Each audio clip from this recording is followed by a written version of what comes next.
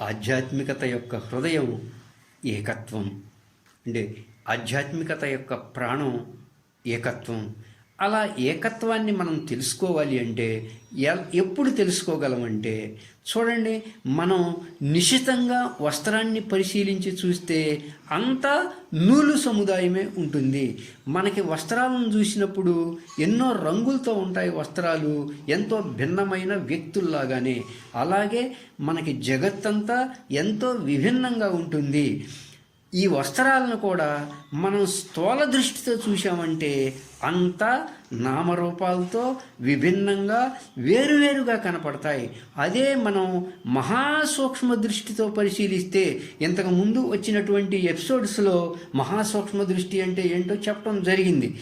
అదే మనం ఒక మహాసూక్ష్మ దృష్టితో పరిశీలిస్తే అంతా నూలు మాత్రమే అని తెలుస్తుంది. అంటే ఏ వస్త్రాన్ని చూసినా మహాసూక్ష్మ దృష్టితో చూస్తే నూలు మాత్రమే ఉంటుంది అని మనం తెలుసుకుంటే, అలాగే ఈ విశ్వ చైతన్యములో నుంచి వచ్చినటువంటి ఈ జగత్తులోని జగత్తులు, సమస్త జీవరాశులు కూడా మనకి బాహ్యంగా విభిన్నంగా కనపడతాయి, నామరూపాలతోనే కనపడతాయి. కానీ ఎలాగైతే బాహ్యంగా రంగురంగులుగా వస్త్రాలు కనపడతాయో, అలా ఎన్నో నామరూపాలతో ఉన్న ఈ వస్తుమయ జగత్తు నిశితంగా సూక్ష్మ దృష్టితో పరిశీలించే కొలది ఎలాగైతే రంగురంగుల వస్త్రాల్లో అంతా నూలు మాత్రమే ఉందో, అలా ఈ నామరూప జగత్తు కూడా అంత చైతన్యమే, అంత ఏకత్వమే ఉంటుంది అని మనకు తెలుస్తుంది.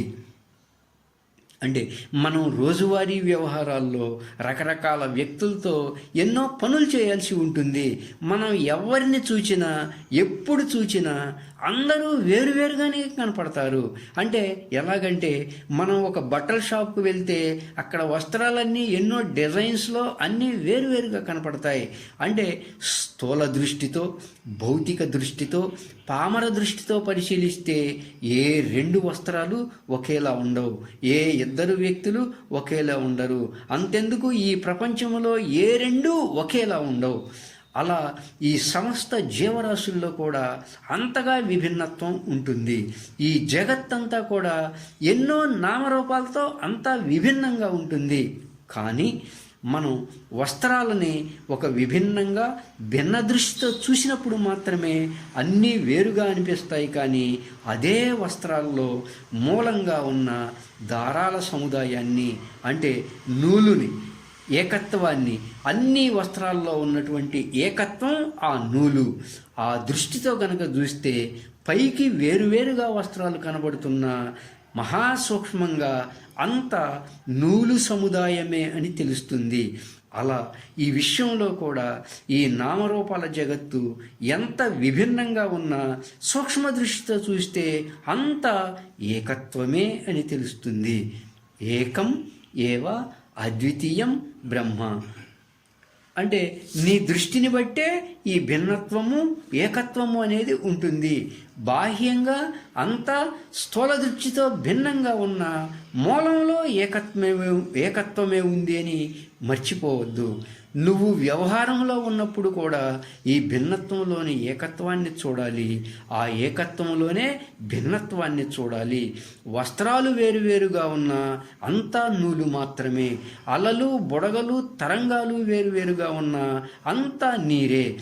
పంచదారగా చూస్తే స్వీట్లన్నీ వేరువేరుగా ఉన్న అంతా చెరుకు రసమే.